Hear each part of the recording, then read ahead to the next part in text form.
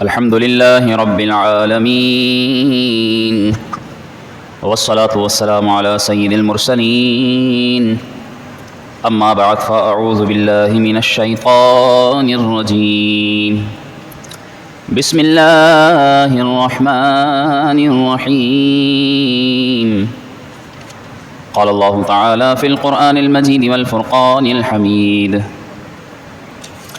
8 أزواج من الضأن 2 ومن المعز 2 وقال الله تعالى ومن الإبل 2 ومن البقر 2 صدق الله تعالى مولانا العظيم وبلغنا رسوله النبي الأمين الكريم ونحن على ذلك لمن الشاهدين والشاكرين والحمد لله رب العالمين۔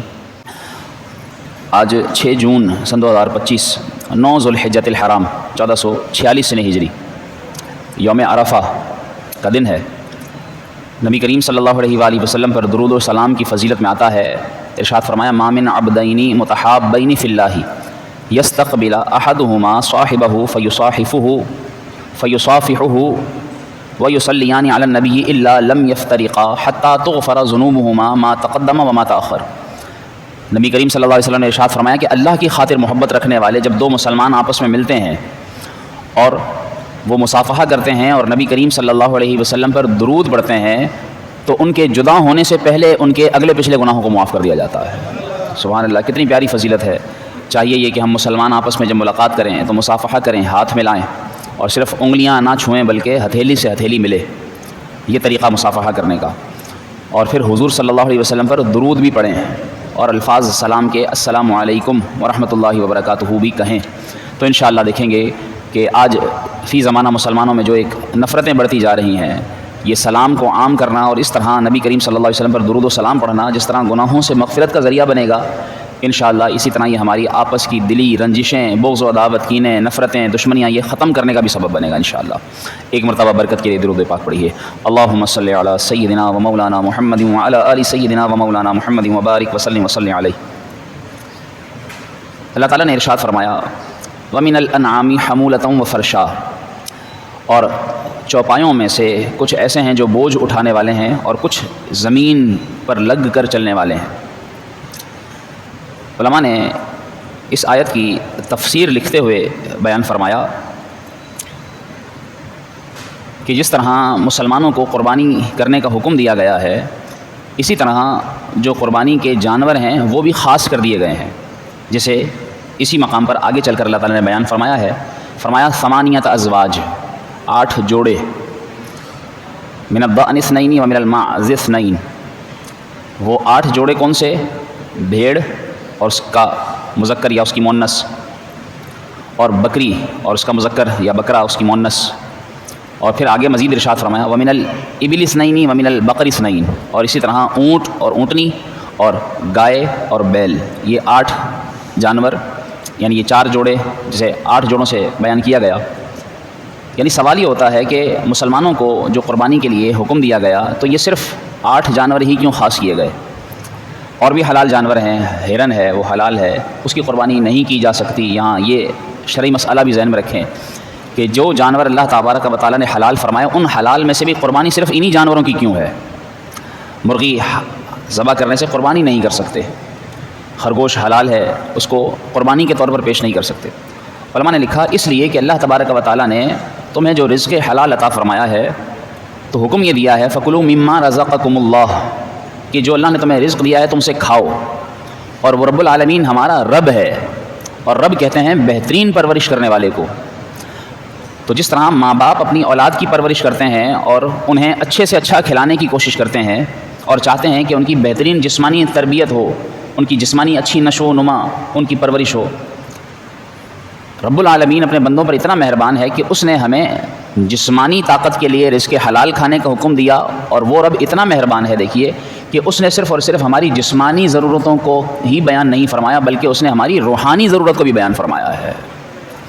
اب دیکھیے کہ جس طرح ہم ظاہری جو چیزیں کھاتے ہیں تو اس سے ہمارے جسم کو تقویت ملتی ہے، لیکن ہم نے چونکہ قرآن و حدیث کو صحیح معنی میں پڑھا سمجھا نہیں اور دین اسلام کی روح کو سمجھا نہیں، اگر اسے جانیں تو ہم اگر جان لیں اور سمجھ لیں کہ کتنا پیارا یہ دین ہے اور کتنا رب العالمین ہم پر مہربان ہے کہ اس نے ہمیں جسمانی طاقتوں کے لیے بھی غذا عطا فرمائی ہے، اور انہی جسمانی طاقتوں والی غذاؤں میں رب العالمین نے ہماری روحانی طاقتیں بھی پوشیدہ فرما دی ہیں۔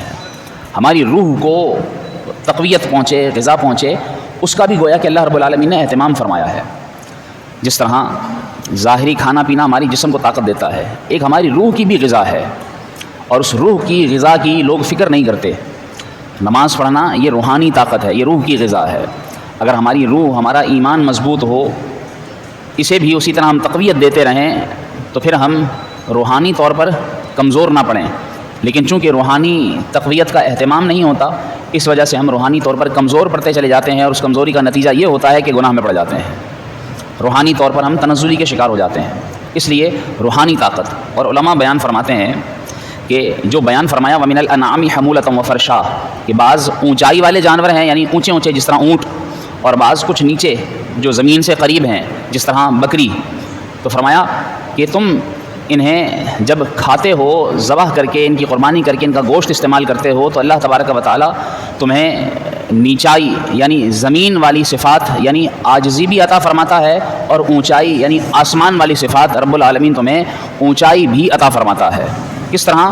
اس طرح کہ زمین والی صفات تمہارے جسم کو لگتی ہیں، اور اونچائی والی صفات تمہاری روح کو رب العالمین عطا فرماتا ہے۔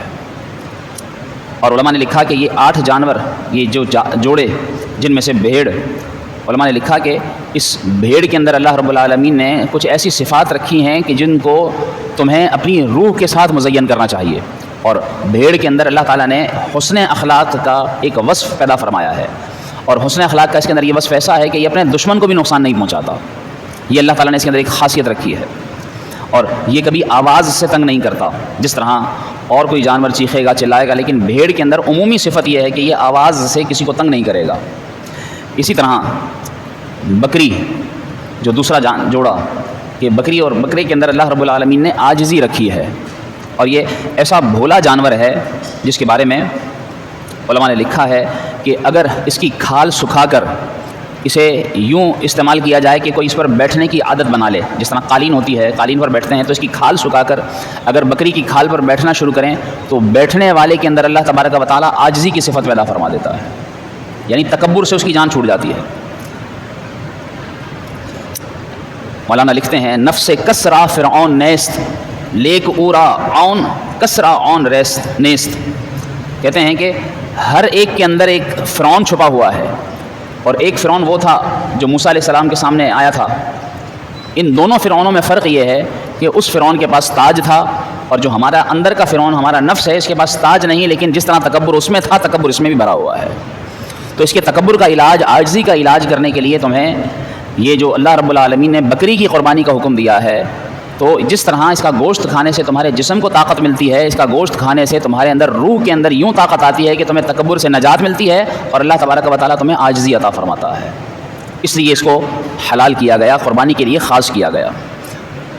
تیسرے نمبر پر گائے، جس کے اندر علماء نے لکھا کہ اللہ تعالیٰ نے اس میں اطاعت و فرما برداری کی صفت پیدا فرمائی ہے۔ یہ اتنی مطیع ہے کہ کتنا بھاری سے بھاری کئی من کا جانور، لیکن اکثر دیکھا یہ جاتا ہے کہ کوئی چھوٹا سا بچہ بھی اگر اس کی رسی پکڑ کر چلتا ہے تو یہ اس کے پیچھے پیچھے چلنا شروع کر دیتی ہے۔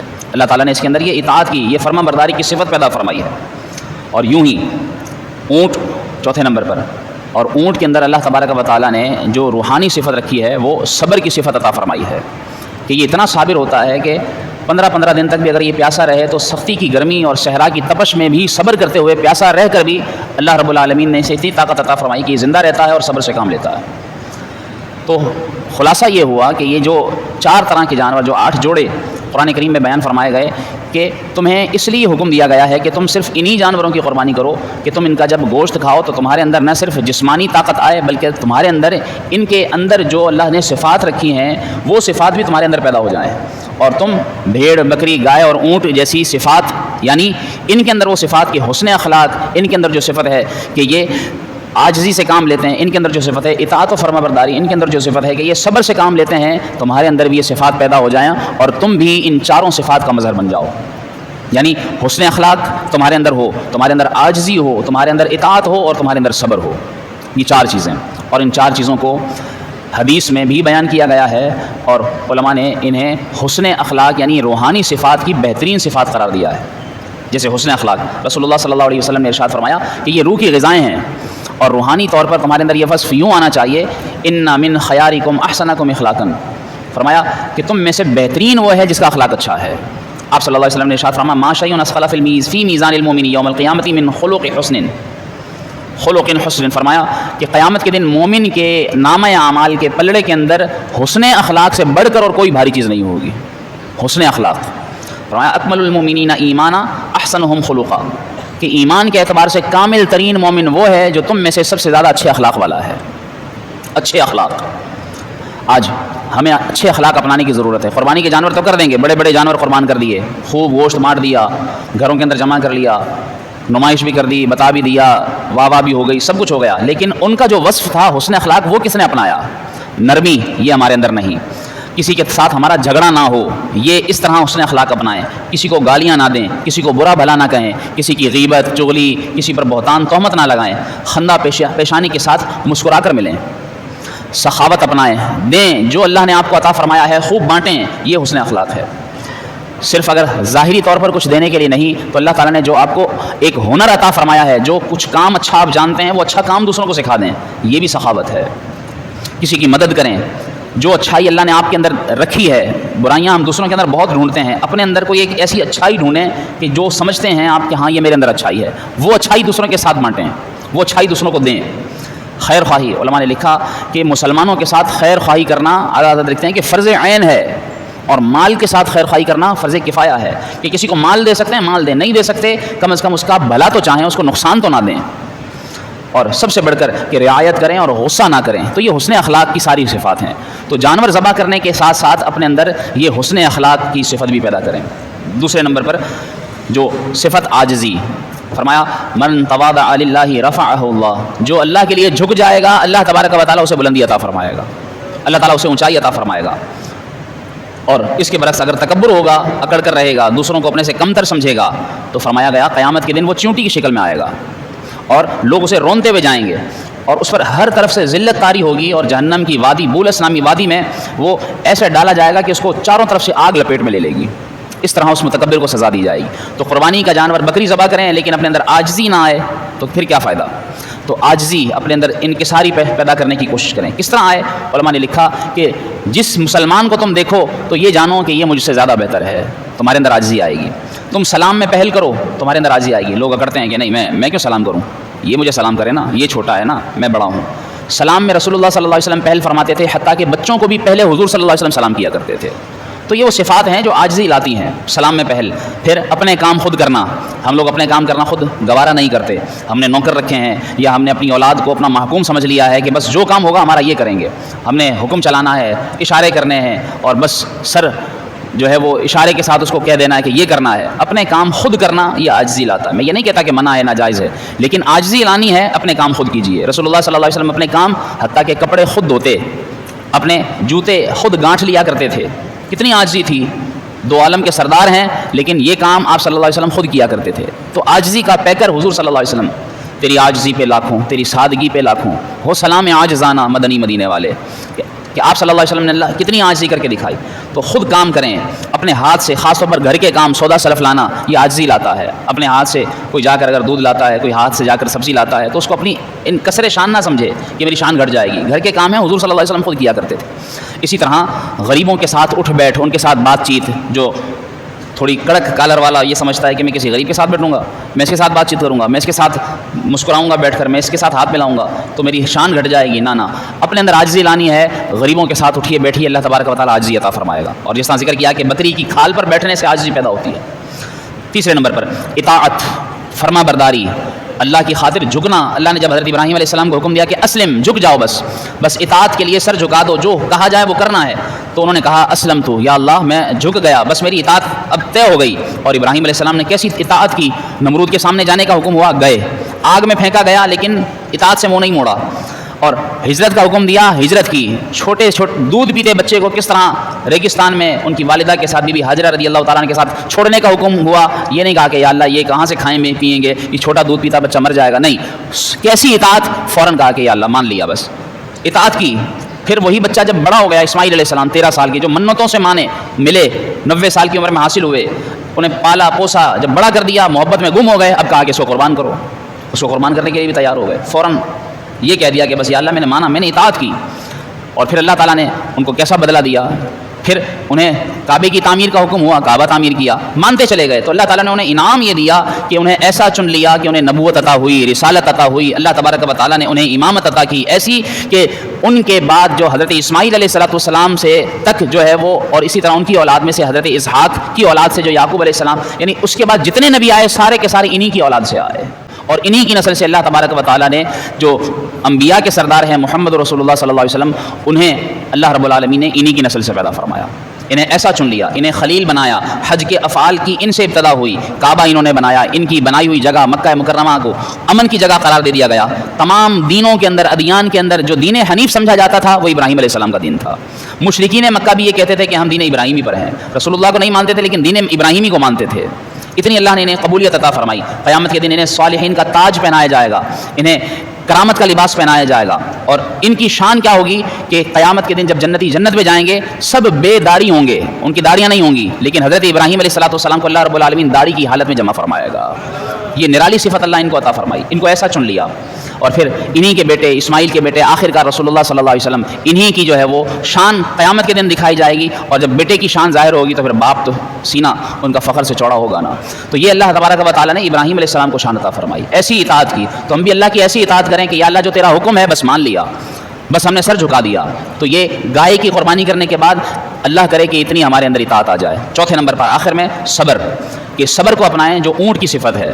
کہ آج افسوس یہ ہے کہ ہم لوگ کھاتے ہیں اور غراتے ہیں لیکن صبر نہیں کرتے. کوئی مشکل آ جائے صبر نہیں کرتے، کوئی مصیبت آزمائش آ جائے صبر نہیں کرتے، صبر سے کام نہیں لیتے. کوئی کچھ کہہ دے تو ہم سے صبر نہیں ہوتا، ہم سے کوئی کام کوئی مصیبت بھوک برداشت نہیں ہوتی، ہم سے پیاس برداشت نہیں ہوتی. کاش کہ ہم صبر کے ایسے مظہر ہو جائیں کہ ان اللہ مع الصابرین، اللہ صبر کرنے والوں کے ساتھ ہے.